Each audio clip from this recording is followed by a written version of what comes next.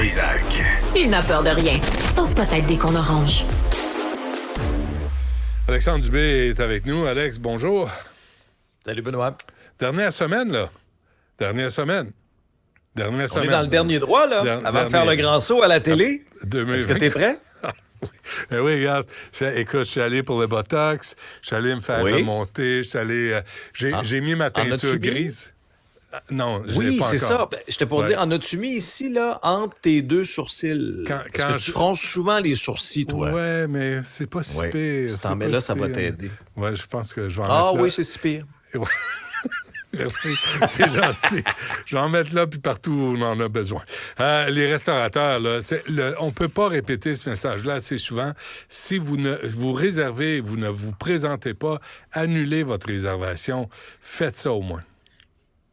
Il me semble que c'est la base du respect, mais il y en a pour qui c'est trop leur demander, là. T'sais, mais tu sais ce que certains font, hein? Certains réservent à 2-3 places. Ouais. Puis après ça, là, ils se décident à la dernière minute, puis ils prennent même pas la peine d'aviser les deux autres restaurants qui les attendent. Puis parfois, c'est des groupes, là, c'est des 5, 10, 15 personnes. C'est un manque de respect incroyable. C'est vraiment colon de faire ça. C'est de ne rien comprendre à l'entrepreneuriat. Et, tu sais, ayez un minimum de respect, là, pour les restaurateurs, pour les travailleurs de la restauration qui en ont bavé pendant la pandémie, qui essaient de se relever de ça. Puis là, ben, on leur met toutes sortes de contraintes, là, notamment la contrainte du fédéral qui, dans une espèce là, d'acte de générosité extrême, là, vous comprendrez le deuxième degré ici, a repoussé d'à peu près 18 jours une échéance qui va venir étouffer complètement plusieurs restaurateurs qui ne pourront plus bénéficier de la partie pardonnable d'un prêt s'ils ne remboursent pas tant à la mi-janvier. Je trouve ça tellement, tellement aberrant, sincèrement. Là,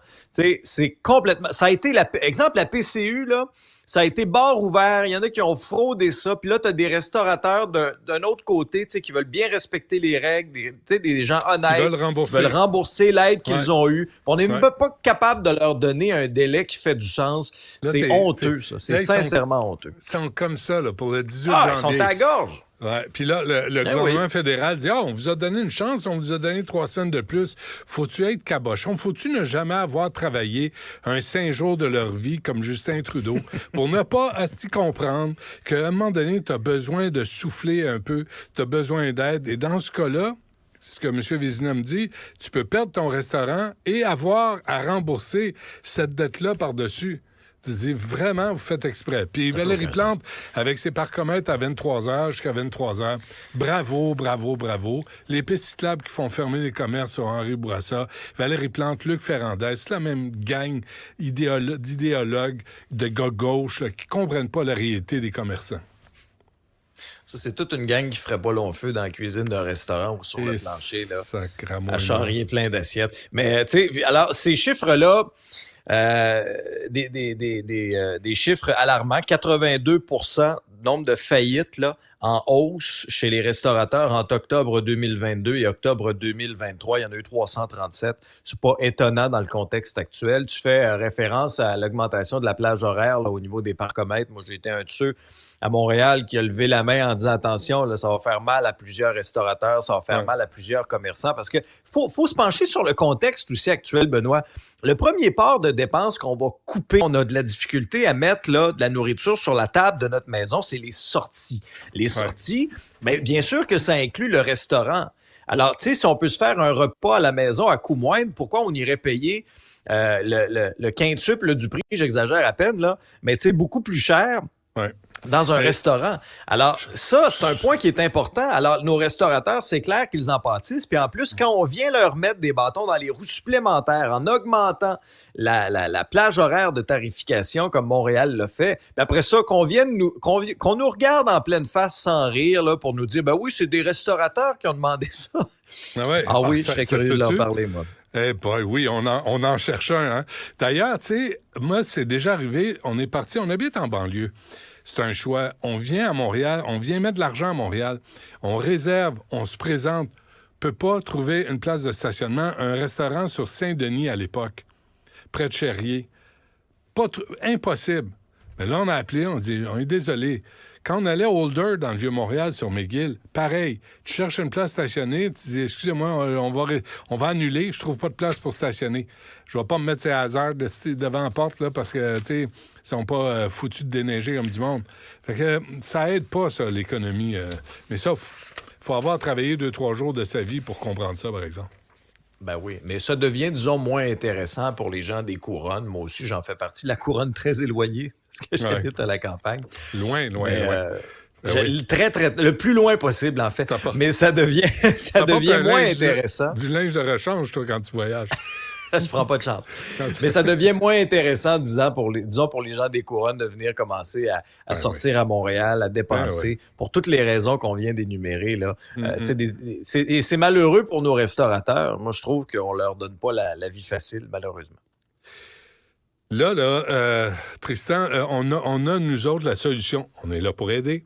On a la solution pour les négociations. Écoute bien ça, Alex. Ouais. Le fouette, sacramouille. Le fouette. Sortez on sort le fouette. Là, on fouette tout le monde, puis qu'on négocie, puis il va en avoir un blitz. Sors le fouette. Sonia Lebel, tu sais qu'elle avait assisté à un moment donné à un événement, là, genre grandeur nature, là, bicoline, là, médiéval. Là. Le fouette, on est dans le concept. On est là-dedans. Non, mais il faut que ça avance. Il faut que ça bouge, là, Benoît. Là. Je veux dire, on entame une autre semaine de grève. Là, c'est la FIC. La FIC là, qui commence pour les prochains jours, du 11 au 14 décembre. Mais rajoute à ça le Front commun, qui est en grève jusqu'au 14 décembre. Rajoute à ça la FAE, qui est en grève générale illimitée. On ne sait pas combien de temps ça va durer encore. Quoique, si on en entend moins parler, c'est peut-être bon signe. On dit ça depuis 10 jours. Là. On en entend moins parler. Ça négocie pas plus. En tout cas, on voit pas les résultats. Les enfants ne sont pas à l'école. Non, les enfants ne sont pas à l'école. C'est ça c'est le gros problème. Oui, puis là, on est rendu avec 3 classes d'étudiants, là, 3 catégories d'étudiants. Il y avait un papier intéressant dans la presse aujourd'hui là-dessus. Tu as ceux qui sont sous par exemple, juridiction de la FAE, je vais le dire de cette façon-là, là, avec des profs affiliés à la FAE. Sous le joug. Non, j'oserais pas quand même. Mais tu sais, alors d'un côté, il y a ceux-là qui sont affectés là, depuis 14 jours d'école. Ils ont manqué au moins 14 jours d'école. Ceux avec le Front commun, ils ont manqué 4 jours d'école. Et pendant ce temps-là, ceux qui sont au privé, ils ont manqué quoi? 0 jour d'école. Alors, tu sais, cet écart-là qui va augmenter, alors oui, c'est clair que c'est préoccupant, t'as entièrement raison, je suis d'accord avec toi, mais il faut que ça avance, là, Benoît, ça n'a plus de sens, là, parce que là, regardez votre calendrier, là, encerclez la date du 19 décembre. Pourquoi la date du 19 décembre? Parce que c'est les instances du Front commun et ils souhaitent présenter à ce moment-là une offre, une entente de principe à leurs membres. Est-ce qu'on est parti pour ça? Pas au rythme où les choses avancent. Et moi, je recevais à mon épisode, j'ai trouvé quand même intéressant la suggestion de Régent Leclerc. Puis Magali Picard aussi de la FTQ était allée dans ce sens-là. M. Leclerc, lui, est affilié à un syndicat à la CSN. Il disait là, regarde, négocions sous une cloche de verre. Là. Parlons-nous entre nous.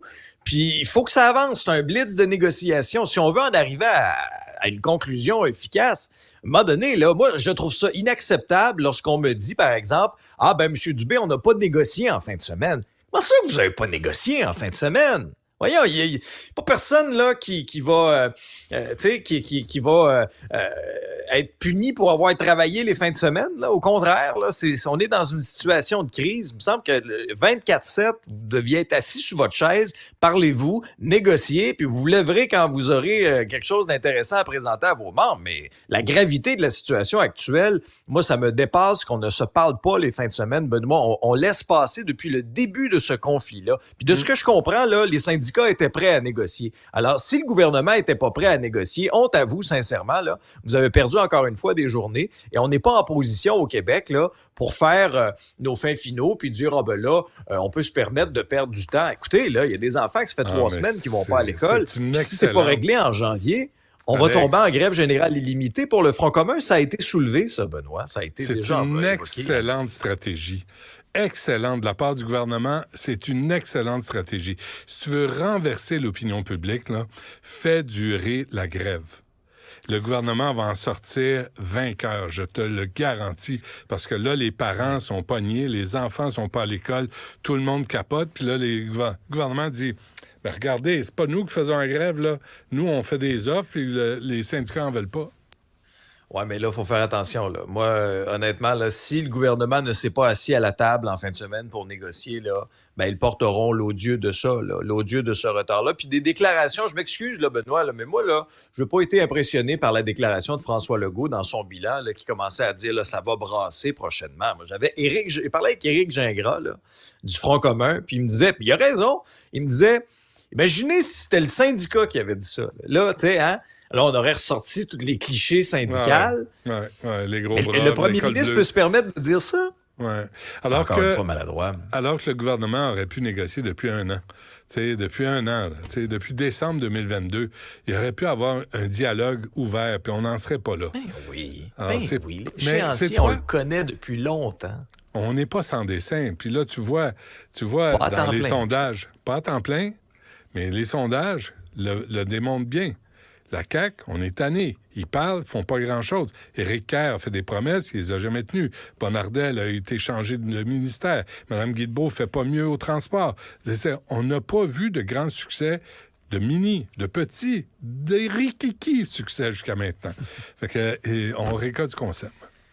Et, leur réforme de la santé est passée sous Bayon, là, en fin de semaine. Ils ont siégé pendant 15 heures. Là, ça s'est réglé à 5h15 samedi matin.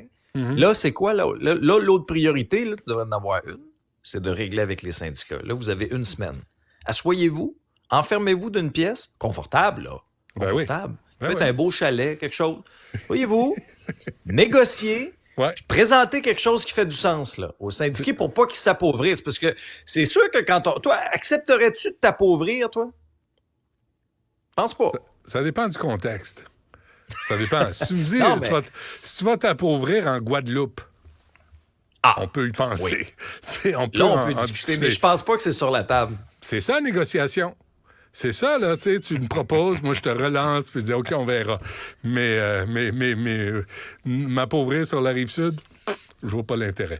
Un appel d'intérêt public ici, de la part d'Alexandre Dubé. Écoutez bien, vas-y carré, mon Alex. Lâchez votre Christie de cellulaire quand vous conduisez de grâce, OK? Puis si vous avez... On est tous humains, là. On l'a tout, à un moment donné, eu dans les mains, là. OK? Si vous avez cette fâcheuse habitude-là, rendez-vous sur nos plateformes, sur la plateforme du journal. Allez regarder la séquence vidéo d'un accident qui a coûté la vie, qui a décimé une famille de Laval. C'était en 2022, OK? 18 avril 2022. En Ontario, autoroute 401 près de Belleville. OK, je vous décris la séquence. Il y a le conducteur là, d'un poids lourd, Mehakdeep Singh. Lui, là, il a été accusé au criminel, a plaidé coupable à des chefs d'accusation de conduite dangereuse causant la mort, des lésions, 50 détentions. OK, il en a tué 3. Il a tué 2 enfants, puis il a tué la grand-mère. La maman et son frère étaient à l'avant d'une petite voiture, là, une petite Hyundai. Et là, je vous décris la scène, puis je n'ai encore des frissons, honnêtement. Là, il y a deux angles de caméra. OK, Benoît, tu as une caméra qui est sur le conducteur du poids lourd, puis là, tu le vois gosser avec son cellulaire. Il ne regarde pas à moitié la route. Et là, tu as l'autre point de vue vers l'avant. OK? Le camion emboutit la voiture à 105 km/h. OK, ça n'a aucun sens. Là. Les enfants puis la dame, la grand-mère qui était à l'arrière ont eu aucune chance. Alors, si ça vous fait pas réfléchir, là, je me demande ce que ça va prendre. Parce que, sincèrement, oui, c'est correct, on a augmenté la gravité, mais tant qu'à moi, ça sera jamais assez sévère. La distraction au volant, c'est une des pires causes d'accident. Ça brise des vies. Puis là, on a un exemple concret. Là. Je vous dis, allez voir ça, puis, tu sais, il y a toutes sortes de façons, là. La question se pose aussi sur le recrutement des chauffeurs, Alex. J'en ai déjà parlé, mais recruter des chauffeurs qui débarquent, qui parlent pas français, qui comprennent pas les règles ou anglais, ou, tu sais, ça aussi, là, ça peut provoquer des accidents. Ouais. Mais Benoît, souviens-toi, regarde en avant quand tu conduis, ça devrait être universel, en principe. Ce qui est choquant aussi dans cette histoire-là, pour tout le monde, ce qui est choquant dans cette histoire-là aussi, c'est que ce gars-là aurait jamais dû être sur la route parce qu'il n'avait pas respecté le nombre d'heures limite qui a droit de conduire consécutivement. Il a comme plus trafiqué ça de ce qu'on en comprend dans l'article du journal. Il aurait jamais dû être sur la route. Puis en plus, il regardait même pas en avant de lui, puis il a tué une famille. Bien dit. C'est honteux. Alex, merci. On se reparle demain. À demain.